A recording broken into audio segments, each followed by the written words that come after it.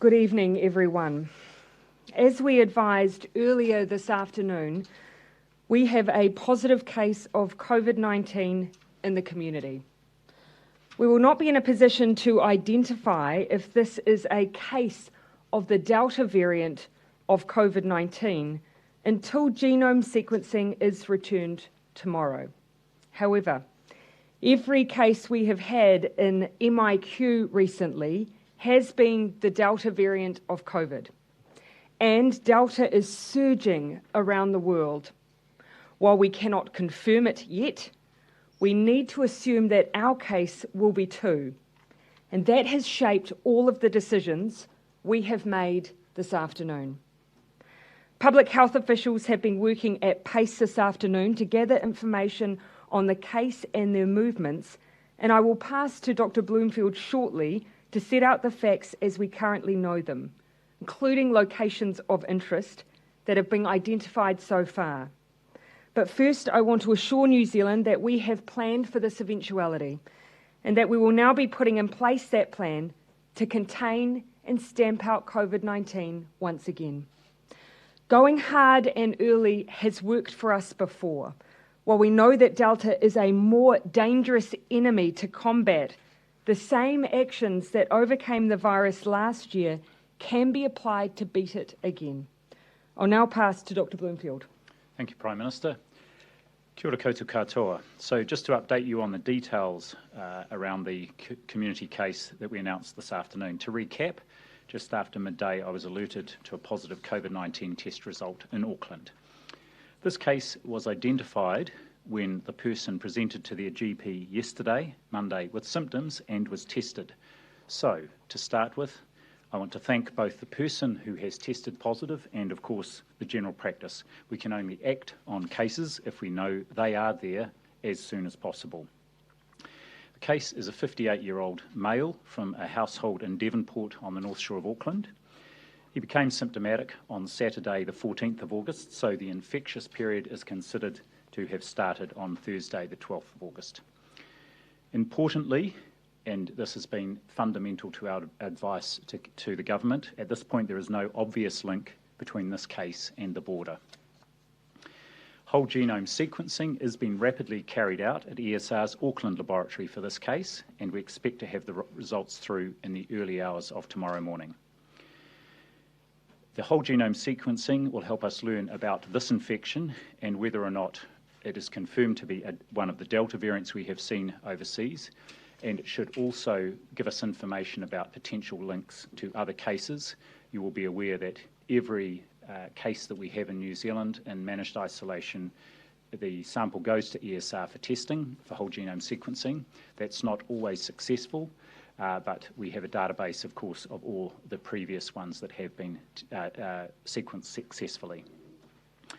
So it will help us with our source investigation. In the meantime, as the Prime Minister said, we are assuming this is the Delta variant, as all of the genomes sequenced over the last at least 3 weeks, and in fact all but one since late June have been Delta variant. The person lives with his wife, who was also tested yesterday, and yesterday returned a negative test. Both individuals have been self-isolating at home until this point. On their earlier movements, the couple travelled by private vehicle on Friday the 13th of August to Coromandel Township and stayed the weekend there, returning to Auckland on 15th of August. The case has a small number of workplace contacts who are isolating and being tested. The man is not vaccinated, but was in the process of actively booking his vaccination, had trouble with the website, but had been making efforts to do that. His wife is fully vaccinated. I do want to commend the case for being a frequent user of the New Zealand COVID Tracer app, and this tool has helped very much in helping us speed up identifying locations of interest. We have identified at last count 23 locations of interest, 13 in and around Coromandel Township and 10 in Auckland. I have 5 of those which I'll just run through now. These and any subsequent ones that are confirmed will be added to the Ministry of Health's website. These 5 locations are all around Coromandel. Importantly, the Star and Garter Hotel in Coromandel on the 13th of August between 6:39 and 7:40. The Umu Cafe in Coromandel on the 13th of August between 7:40 p.m. and 8:30 p.m. The Star and Garter Hotel in Coromandel on the 14th of August, that was the Saturday, between 7:11 p.m. and 9 p.m. The BP gas station in Coromandel on Saturday the 14th between 9:30 a.m. and 9:40 a.m. and Terrace Beads in Coromandel on the 15th of August between 10 a.m. and 10:05 a.m. The instructions for anyone who has been at those locations of interest at the time specified is to immediately self-isolate and call Healthline on 0800 3585 453 for advice about what to do.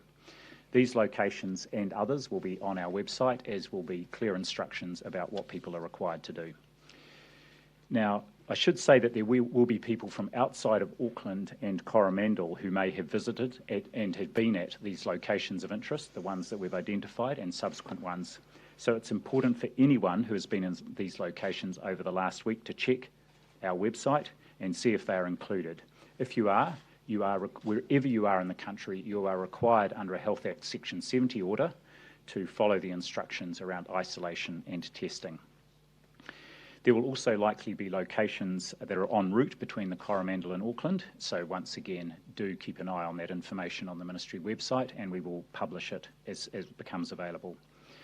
Further interviews are underway to help establish how this case was infected and further details on his movements.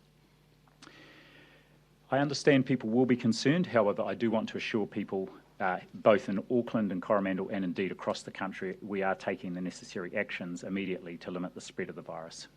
Our systems have already swung into action to gather up the facts. An important action from here is that we identify, of course, any other potential cases that are out there. So there are testing centres open across metropolitan Auckland until 8 p.m. tonight, so extended hours. All testing locations nationwide are available on the HealthPoint website. There will be additional testing centres across Tamaki Makaurau tomorrow, further details, and likewise we're wanting anybody around the country, if they have symptoms at all, to be tested, so all DHBs will be ensuring there is good testing capacity and that is accessible, including extended hours right across the country.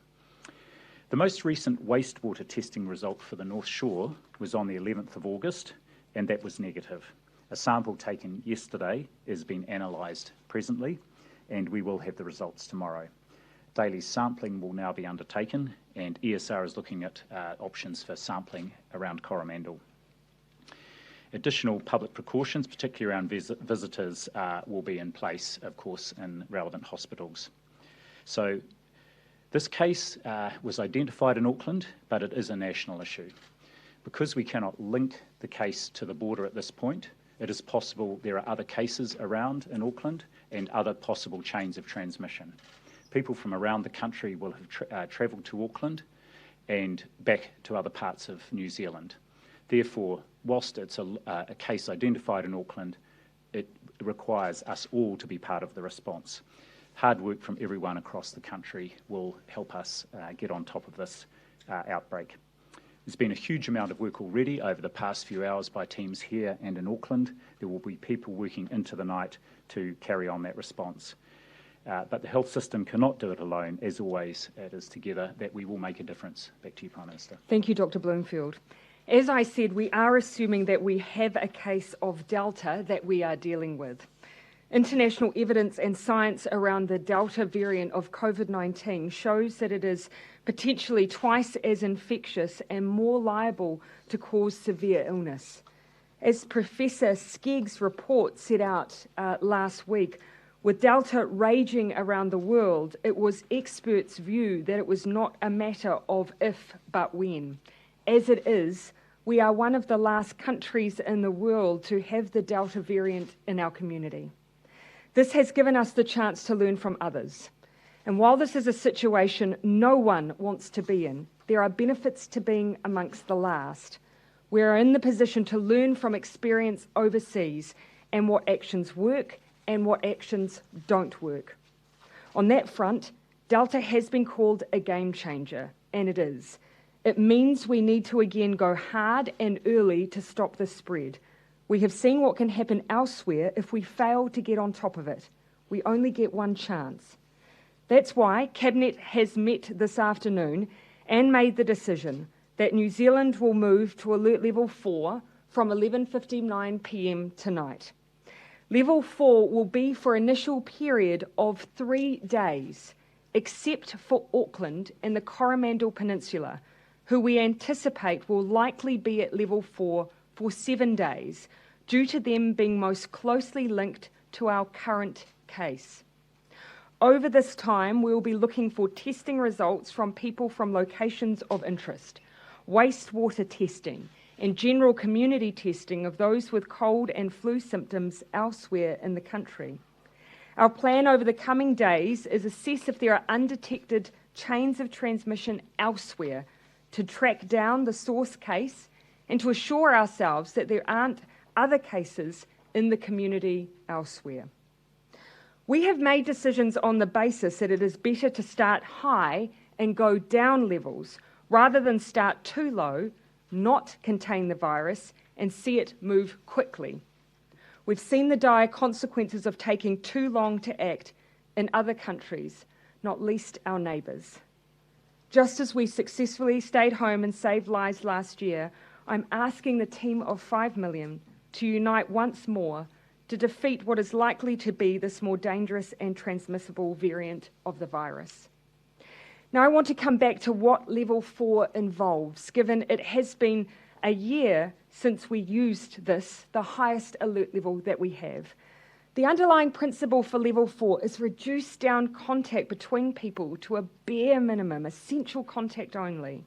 That means the simplest thing New Zealanders can do to stop the spread of the virus is to stay at home. Beating Delta means lifting our game. Delta spreads more easily via the air, so physical distancing is even more important. As we've seen overseas, particularly in Sydney, unnecessary trips outdoors have spread the virus and mean communities have not been able to get on top of it. So I ask New Zealanders to please follow the rules to the letter. Let me quickly expand on each of the reasons for leaving your home briefly and some of the common questions that you might have. The reasons for leaving your home under Alert Level 4 include physical exercise in your neighbourhood, visiting the supermarket, dairy or pharmacy, necessary medical care, or getting a test. And if you undertake these activities, please wear a mask when you leave the house. Let me expand in a little more detail on each of those reasons for leaving your home. People in the past have asked if they can leave their home for a walk, for instance. Yes, you can. Or to take your children out on their scooters, for instance. But we ask people to stay 2 metres away from anyone you pass. Stay local and do not congregate. Don't talk to your neighbours. Please keep to your bubbles. It comes down again to those very simple principles. We know from overseas cases of the Delta variant that it can be spread by people simply walking past one another. So keep those movements outside to the bare minimum, wear a mask, and make sure you keep up that physical distancing. The bubble is back. The people in your bubble should be the people in your immediate household or those dependent on you. Once you go into a bubble, you must stay in it, and others cannot join. That risks spreading COVID. If you are completely isolated or you live alone, remember you can join a bubble with one other person that you have contact with. It needs to be just you and that person, though. You must be faithful to them, and they must be faithful to you. Those in those circumstances will remember those rules from our last Level 4. If you have multiple contacts with others, that is where the risk increases, and we cannot afford that. You can drive locally to your supermarket to get food, but again, we ask that you maintain your physical distance, again, to 2 metres from others who may be undertaking essential errands, and again, please wear a mask. Other than that, we're asking people to stay home. Only shop when you need to, and it is preferable that there is just one person per household that goes shopping to reduce any risk of spread, and that they follow the instructions of staff. Remember to always act like you have COVID-19. Stay clear of others. Don't put them in harm's way in the same way you'd expect that they don't put you in harm's way. There will be economic support available, and I will ask Minister Robertson to outline the available measures at the conclusion of this first introductory press conference and questions. On vaccinations, we will be suspending vaccinations for 48 hours while we ensure that vaccinations are unable to take place in a safe environment, both for our vaccinators and those who may be visiting. We have currently 40% of our eligible population vaccinated with at least one dose. We want that to continue safely, and when we can, we will. We will provide a further update on that in the next 24 hours. I want to finish by acknowledging our frontline workers. The most important thing we can do to acknowledge their work is to only leave home for the reasons that I have described. I know that one of the worst things about COVID-19 is the absolute uncertainty that it creates, but we know more now than we did a year ago. We know that this strategy works. We know that we are a strong team of 5 million, and we know that life will get easier. We just need to keep going. We'll both be back tomorrow at 1 p.m. to provide you with an update of all of the information that we have. Till then, please take care and please be kind to one another. We're happy to take questions. Prime Minister, how likely is it that those lockdowns could be extended if you're taking this harder and faster and more cautious response than ever? As it stands, the decision to go for 7 days was because we didn't want to provide for those areas that really are closely linked to this case any false hope by saying it would be a short lockdown. At this stage, we don't know. So we wanted to give a clear indication it is most likely to be 7. We keep it under constant advisement, and for the rest of the country, that's why I've indicated at this stage that we're working to 3. What was the issue with the case? Perhaps you could address this, Dr. Bloomfield. What was the issue with the case not being able to access the vaccine booking system? Just reported that he had an issue with the website, but again, his wife has been fully vaccinated and he was in the process of doing so. Does that have on how infectious Delta could be, though, because he'd be less infectious, wouldn't he, had he been able to get that vaccination? Mixed results on that at the moment. Yes, so he was making every attempt to book in his vaccination. He's in that age group between 55 and 60 that has just come online in the last week or two. So I did want to convey that even though he is not vaccinated, and I put myself in that group, I have my first vaccination booked, he was making every effort to be vaccinated, and indeed, as the PM said, his wife was vaccinated. What is your message? And the one thing that I would also add, yes, we're seeing evidence that suggests for that first dose something in the range of 30% reduction in the likelihood of transmission, but it is not 100%. And so that's why vaccinated people should follow the rules like everybody else. We need everyone to play their part here.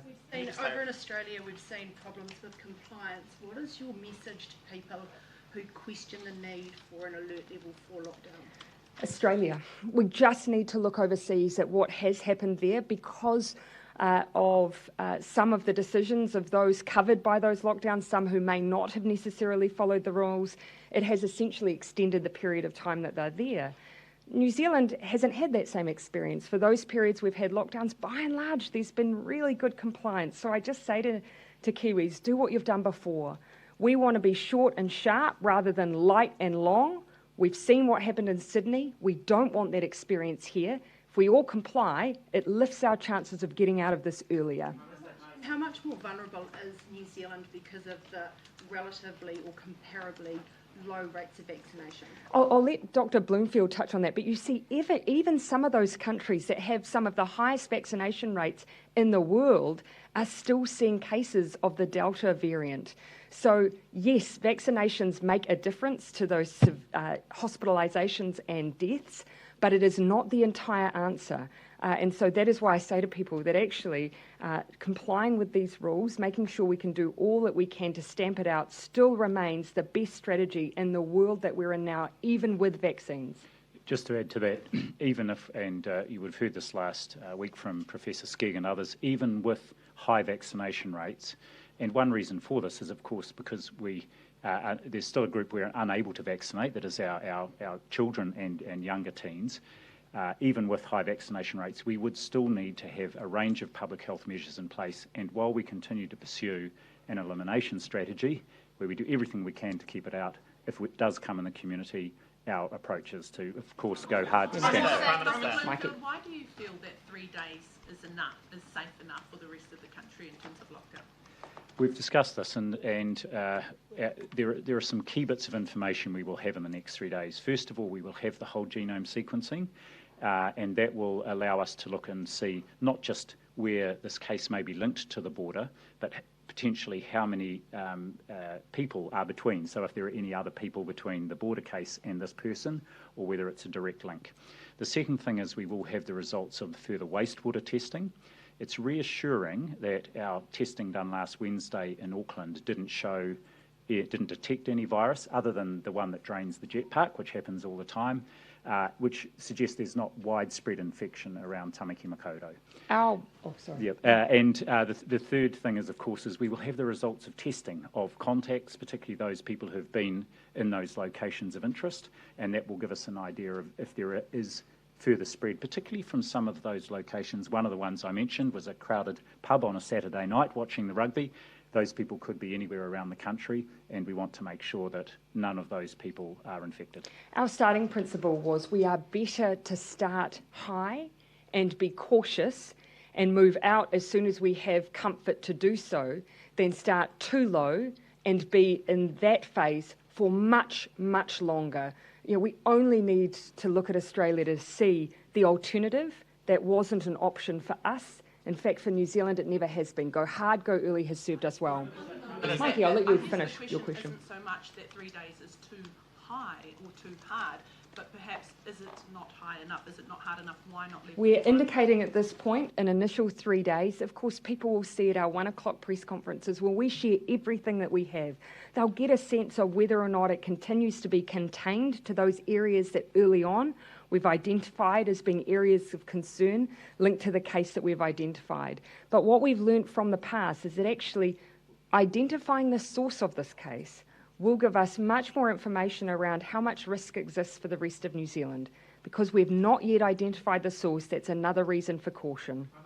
Prime Minister, just clarify Prime Minister, just people who are around the country, away from home. Yes, thank you. Yeah, what happens if they can't? Yes, you'll recall in the past that we have given people time to go back to their place of residence if they, for instance, aren't in a position to shelter in place, to stay where they are.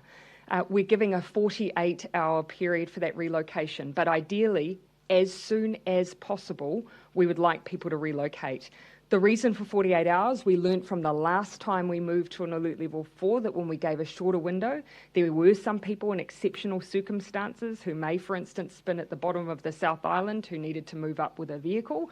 But again, we want people to move as quickly as they can to where they need to be, but we're cutting off at 48 hours for that movement. It's been more than a year since there's been a nationwide lockdown. It has. And since then, New Zealand's been held up as sort of a shining light as a way to combat COVID. How hard was this decision for you and your cabinet to make? And the reason New Zealand has been held up as an example is because we've used strategies like this. They have worked for us before, but we've always adapted to what we've learned. And in between, when we had, of course, the Alpha variant, it made us step up our game plan again. Delta has been a game changer. We're responding to that. Our hope, of course, is to have to move away in the long term from lockdowns. But right now, with this variant and the way it behaves, the best thing we can do to get out of this as quickly as we can is to go hard. Just make sure. On Treasury modelling, I will leave that to Minister Robertson, who will also outline the COVID support payments that will be available. Of course, that indicative 7-day decision triggers economic support for the country and affected businesses, but I will let him give you the modelling. If I may, I just canvass around. Has any thought been given to surge vaccination after the 48 hours in the Auckland region? Look, we've had initial conversations. The view was that we wanted to make sure that we were keeping both those coming in for vaccine safe and those who are vaccinating safe. 48 hours gives us an ability to explore, as has already been done actually by our health workforce. They have been considering options like drive-through vaccination. We'll be looking at what extra protocols we may put in place to then resume our vaccination campaign. I think from what we've seen in Australia, it has caused a bit of an uptick in take-up. We want to use the opportunity, if we can, to safely vaccinate people in the interim. We'll give you an update. But just add to that, in, of course, this early phase of this outbreak, the most important thing is to stop the outbreak, and the best way to do that is to stop any unnecessary movement that could see interactions and spread of the virus. The approach, of course, in Sydney and New South Wales to surge up vaccination is because they are using that to help control a much bigger outbreak. But our teams have been working on ways to safely vaccinate. It may not take 48 hours. We will update that tomorrow. They're working on it already. Okay, just canvassing who I haven't taken questions from. Okay, Derek. Do you have any indication, Dr. Bloomfield, of the number of contacts at this stage? You mentioned that there are a few workplace contacts, but yes, not many. It looks like locations. Yes, it looks like a handful of close contacts, so household and workplace. But our experience, of course, and with Delta, and certainly what has happened in Australia, and indeed the one Delta community case we have had here previously, which was our visitor from Sydney early on in the Sydney outbreak, is that very transient exposure can lead to someone being infected. So, in a sense, there's less distinction between a close and a casual contact, and that's the approach we're taking. Also, what's material in this case relative to obviously the case in Wellington is source identification. We as yet do not know the source of this case. One of the clues that we will have, which in the past, back in those early days of our first lockdowns, that we didn't have in the same way we do now, is genome sequencing. Once we have that, it will give us a sense of whether or not we can trace it back to the border, to our managed isolation facilities and any cases there. If we aren't able to do that, that does raise some questions as to the source, but that will give us a strong link as to whether there are other people we need to worry about. Yes. With regards to students and halls of residence, will there be new protocols surrounding that? Because in the last lockdown, residents just shut their doors and kicked students out or merged them into one residence. I'll make sure that Minister Chris Hipkins makes contact with our tertiary education providers immediately. Of course, those who may be in a position or may choose to go into an area where they are able to be in a bubble with their family, they may relocate in a short period of time. But we do need to make sure that people are doing so safely and that we don't leave people in a position where they are not sheltered at all. Prover. Thank you. Is there any link to the Canadian naval ship that's been docked at Devonport? They didn't have to do MIQ and there was a... Well, they did have to comply with an order which requires those individuals to have been at sea for 14 days, vaccinated, double vaccinated, and produced negative tests. And so that is part of our border order, and they complied with that. Ashley. Yes, that's correct, Prime Minister. So that ship arrived on the 4th of August, left on the 11th of August, berthed at the port of Auckland.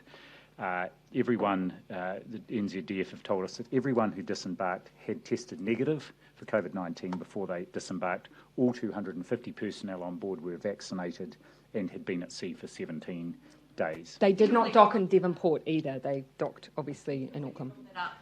Well, I don't think at this stage we're going to rule anything out while we're still genome sequencing the case. But again, no one on that ship tested positive. Everyone was double vaccinated and they'd been at sea for 17 days, which is longer than we would put them in MIQ. Jane. Can you remind people, please, about schools? What happens with kids? And what is the Education Ministry doing to support... Education facilities are closed.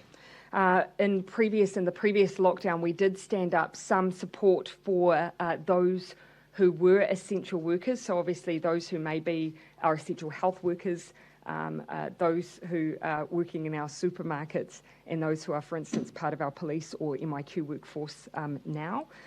That is not something that will be able to be stood up in 3 days. We will undertake work in the instance that we may be in a lockdown for a longer period of time in order to stand that up. But again, reminder, educational facilities under level 4 close. Children are at home. Are you asking teachers to be very proactive about making sure that kids get Yeah. what they need because Yes. they have done this before. And they have done this before, and I know how hard it is, and I say, a huge thank you to our teachers, but also our parents. I absolutely understand what we are asking of them. Many of them try and work at home and become the supervisor and teacher as well. We do have an expectation that schools will stand up the systems they've had in the past. And look, I point to New Zealanders and parents in particular. TVNZ On Demand, if you have that capability, does still have the education channel available that was produced during the early days of lockdown with all of the resource there that I know many found helpful. Yeah, Henry. During the level 4 lockdown last year, there was not really much of an encouragement for mask use, and there was definitely no Yes. mandate for mask use. You said people should wear masks. We are asking people to wear masks. Cabinet has only very recently made some additional decisions around mandating in certain circumstance mask use.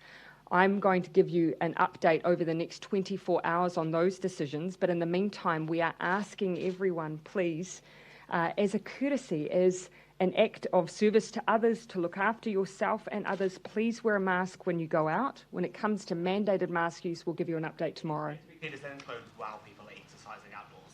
Yeah, look, again, we do want people to be really considerate of others. Just walking past or running past someone is a risk. If you are going to be engaging, for instance, in running where it's very difficult to wear a mask, make sure you are doing it in no proximity to anyone else, because passing people is still a risk. So just use your common sense. That in the next 48 hours you will mandate both mask use and QR code scanning for supermarket trips? Oh, if I may, I would rather come down with absolute clarity for you on the mandated areas, and I'll look to do that in the next 24 hours. As I say, Cabinet have made decisions, but those then need to be drafted into orders. Rather than boring everyone with the detail of that, I would rather come down and give absolute clarity and just encourage you. If you step outside your house, pop a mask on. What would your message be to people who have immediately gone out right now and gone panic shopping? At every stage, people will have experienced that no matter what level we go into, we still have our supermarkets open. That has always been the case. And of course, people have been able to access local dairies too. There is no need to panic buy. I, at this stage, have gotten used to the fact, though, that nothing I say overcomes human behaviour. We have a natural instinct, I think, that when alert level changes, people worry about their provisions. I will remind you again, you don't need to worry. They will be open, so please, just remember, other people need to buy things too. Be kind, be courteous. What about the rush on supermarkets, given the spread that we've seen Yeah, in New it's... South Wales and that essential work? It just doesn't make sense for people to rush out. It means you congregate. It means you create more risk. If there are things you need to pick up, give just a bit of time. Plan your trip. Make sure that you only have that one person in the household going out. These are all things we've learnt before, and I do expect it will die down. Joe. Will the level change have any impact on New Zealand Defence Force personnel planning? Thank you for the question. We have had an explicit conversation on this. All orders that are being drafted for the 1159 Alert Level 4 will give an exclusion to the New Zealand Defence Force as it relates to the deployment of the C-130 into Afghanistan. So we do not expect that to be affected by this alert level change. Our New Zealand Defence Force, for the most part, are double vaccinated, particularly those where they may be a risk at any point of them being deployed for an emergency. So I expect that those individuals being deployed will be vaccinated. How long is a pre-departure test too, presumably? It would be more, of course, the entry into New Zealand. We know there are rates of COVID in places that they're going, but of course we'll think about the health considerations on their return, but we would have done that anyway. Prime Minister, why isn't there a plan? Why isn't there a plan for continuing the vaccination rollout at level 4? Why do we need to pause it for so long? Well, there is a view from our health officials that in the early stages, that actually regardless, the most important thing is to try and reduce down as much movement as possible in those critical stages. Our view, however, is that we can balance both of those things. But as you can imagine, all of our COVID vaccine sites are set up in a particular way, maximise the floor plan, maximise the throughput. There has been work on preparation for these scenarios. Health were just briefing me on some of the thoughts that are being worked on around drive-throughs. But regardless, time is needed to put those in place. Why When they ready to go, though? Yes, I haven't had a question from just you. a question. So will you be considering closing the travel bubble to the Cook Islands? So those are decisions for the Cook Islands.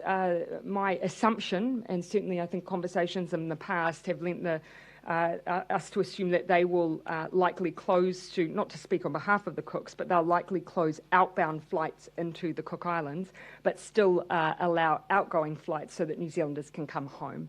So, of course, that's where that 48-hour relocation becomes important for people to get back to their homes.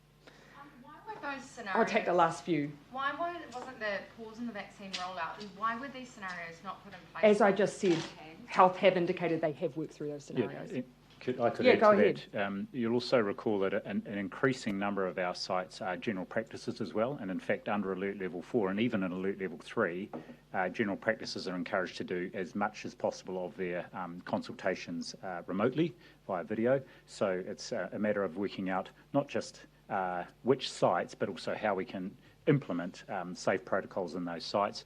The key thing here is in the early days of this alert level is to absolutely reduce unnecessary movement of people outside homes.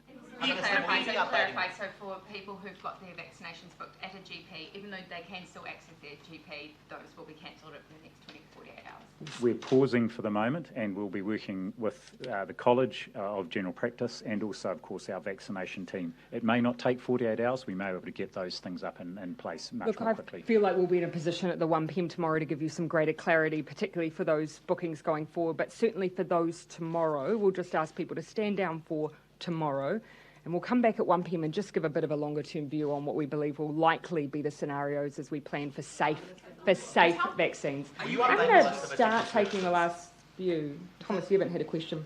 The Alert Level 4 page on the COVID website currently has no information on it. This is going to be updated when they can. Do you have a timeline for when that might So do you mean in terms of case, you're referring to? The page for Alert Level 4 on the COVID-19 website. You'll forgive me, Mark, if I go away and just check what it is you're referring to. My eyesight is not quite that good, but as I have indicated today on the podium, those are the principles we expect everyone to follow. They are very much in keeping with what we did last year. I'll make sure that all of that information that's previously been available is on the specific page that you've asked about. Jason. Could you give us a bit of a steer as to what would happen after the alert level situation is over? Will we go straight from level 4 down to level 1? Will it be a staged movement down, or what? Look, the general practice that we've always taken is a level of predictability, and that has been staged. We don't tend to do anything that's jarring most often. We do often move into a place where we're still waiting to see that we have cut off all of those chains of transmission, so we don't tend to jump around. But again, we take every situation as it comes and based on the evidence in front of us. But New Zealanders, unfortunately, do have some experience and generally can predict what we're likely to do. I'm going to finish up with the last cult too, and I'll finish up with the TVs. So, Toga and then Mikey. When you announced the level 4 lockdown last year, you came out here and you told us that tens of thousands of New Zealanders could die. That was a year ago. A level of complacency's also set in. Can you send Kiwis a direct message about how serious this is and why they need to obey the rules of level 4? Delta is serious, and we have every reason to believe this is likely to be the Delta variant, and we can see from around the world that it is a game changer. So that means that we need to respond to that. That is why we are going hard and early, but all the things we have done before have worked, and they will work again if people please follow the rules, look after one another, get a test if you're sick, wash your hands, stay home. Is your view, Dr. Bloomfield, that the wife has tested negative because she has been vaccinated? Has she received 1 or 2 jabs? And they are isolating, but are they in a managed isolation facility? And if so, which one? There's quite a few questions. But all useful ones, so I'm yes, sure we can answer each. the wife is fully vaccinated. She's in a different age group. And she has tested negative, but one of the things we're going to do is retest her and also do serology, because we're not assuming she might not have been infected, perhaps asymptomatically, because she's vaccinated and infected her partner. The arrangements are being made at the moment to move the case and partner to the Jet Park facility in Auckland, our quarantine facility. Thank you, everyone. Look after yourselves. We'll be back at 1 p.m. tomorrow.